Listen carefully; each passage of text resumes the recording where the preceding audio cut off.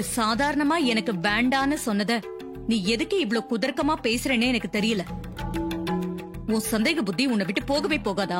அப்படின்னா வந்து நான்வெஜ் சாப்பிட சொல்லு. அவர் சாப்பிட்டா நான் ஏன் இந்த மாதிரிலாம் பேச போறேன் சொல்லு. இப்ப என்ன? அவர் சாப்பிட்டா உன் வாய பிளாஸ்டர் போட்டு ஒட்டிப்பல. முதல்ல சாப்பிட சொல்லு, அதுக்கப்புறம் ஒட்டிக்கிறேன். மாப்பிள்ள வந்து சாப்பிடுங்க. சாப்பிட்டு இவ சொன்னதெல்லாம் பொய்யன்னு இவ முகத்துல கரிய பூசுங்க. அப்பதான் இவ அடங்குவா.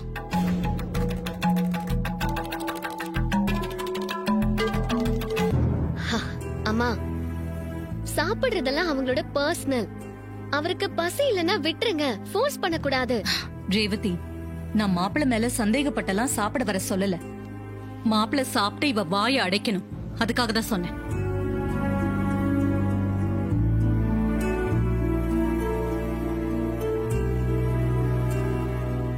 ஈஸ்வரி, சந்திரா டவுட்டை கிளியர் பண்ணதுக்காக மாப்பிள்ளை சாப்பிட சொல்லுவியா? அவர்தான் பசி இல்லன்னு சொல்றாருல, பசி இல்லன்னு விட்டுற வேண்டியதானே?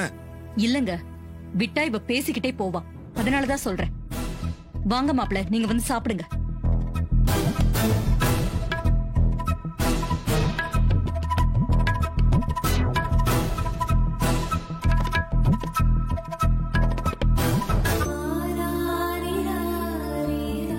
என்னால நீ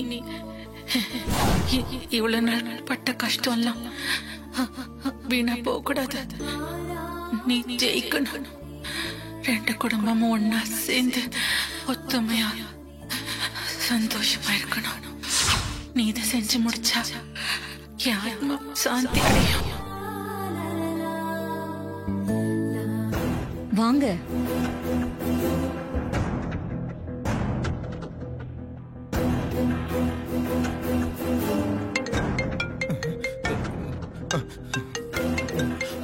ஹலோ, அப்படியா?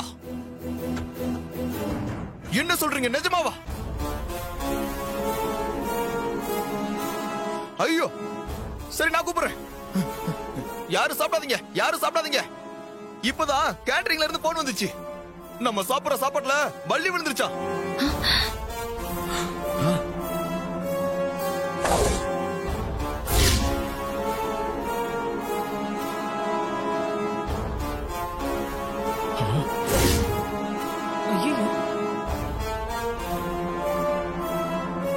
இப்பதான் அது அவங்களுக்கே தெரிஞ்சுதான்.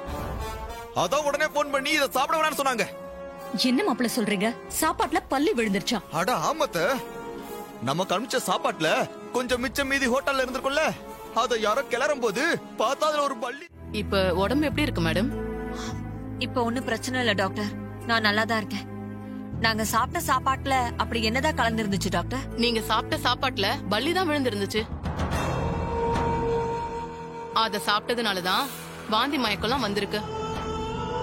கரெக்டான நேரத்துல வந்து ஹாஸ்பிட்டல் அட்மிட் பண்ணதுனால எந்த பிரச்சனையும் இல்ல. இல்லனா உயிருக்கே ஆபத்தா முடிஞ்சிருக்கும். நல்லா சொல்லுங்க டாக்டர். ஹோட்டல்காரங்க எனக்கு போன் பண்ணி சாப்பாட்டுல பல்லி விழுந்திருக்கிற விஷயத்த சொன்னாங்க. நான் எல்லார்கிட்டயுமே சாப்பிட வேணாம்னு சொன்னேன். ஆனா இவங்க மட்டும் நான் சொன்னதை கேட்காம அந்த சாப்பாட சாப்பிட்டாங்க. இவங்க சாப்பிட்டதோட இல்லாம மாப்பிள்ளை வீட்டுக்காரங்களையும் சாப்பிட வச்சு இப்படி ஹாஸ்பிட்டல்ல வந்து படுக்க வேண்டிய நிலைமை ஆயிப்போச்சு. சரி விடுங்க மாப்பிள்ள, நடந்தது நடந்து போச்சு. இனிமே அத பத்தி பேசி என்ன நடக்க போகுது? சரிங்க டாக்டர், இவங்களை இன்னைக்கே டிஸ்சார்ஜ் பண்ணிக்கலாமா? இவங்களுக்கு இனிமே எந்த பிரச்சனையும் இல்ல. நீங்க இப்பவே கூட டிஸ்சார்ஜ் பண்ணி கூட்டிட்டு போகலாம். சரிங்க டாக்டர். டாக்டர், உடல் ரீதியா எங்களுக்கு எந்த பிரச்சனையும் இனிமே வராதுல்ல? அதான் எந்த பிரச்சனையும் இல்லன்னு சொல்லிட்டேனேமா. வயிறு தான் கொஞ்சம் புண்ணா இருக்கு. அதனால கொஞ்ச நாளைக்கு சாப்பாட்டுல காரம் புளியெல்லாம் கம்மி பண்ணிக்கோங்க.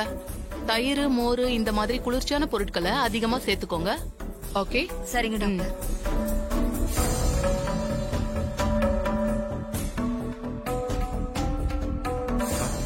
மா, உங்களுக்கு ஒண்ணும் இல்லலமா? எதுவும் இல்லப்பா. நீங்க உங்களுக்கு ஒண்ணும் பிரச்சனை இல்ல. மாப்பிள்ள, பில்ல செட்டில் பண்ணிட்டு இவங்களெல்லாம் டிஸ்சார்ஜ் பண்ணி கூட்டிட்டு வாங்க. சம்பந்தியம்மா, நாங்களும் இப்படியே கிளம்புறோம். சாரி, வந்த இடத்துல கொஞ்சம் அசௌகரியம் நடந்து போச்சு. அதுக்காக என்ன மன்னிச்சிருங்க. விடுங்க சம்பந்தியம்மா, தெரியாம நடந்த தப்புக்கு யார் என்ன பண்ண முடியும்? சரி, பாத்து போங்க. நானும் கிளம்புறேன். நிச்சயதார்த்தத்தை சொன்ன தேதியில நடத்த இல்ல. சரிங்க சம்பந்தியம்மா. மாப்பிள்ள அத்த சந்திராவை பத்திரமா வீட்டுக்கு கூட்டு வாங்க. சந்திரா, நான் கிளம்புறேன்.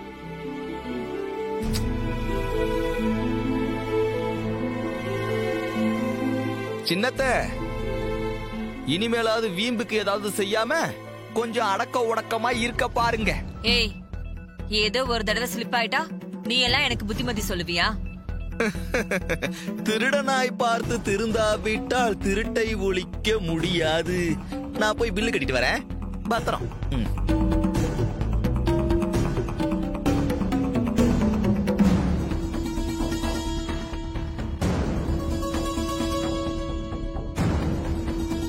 சின்ன சம்பந்தி, நாங்க பயந்து போயிட்டோம். ஏன் பல்லி விழுந்த சாப்பாட்டை சாப்பிட்டதுனாலயா?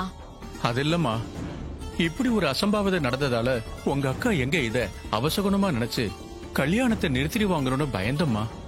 அக்கா அப்படியெல்லாம் செய்ய மாட்டா. அப்படியே நிறுத்துற சூழ்நிலை வந்தாலும் நான்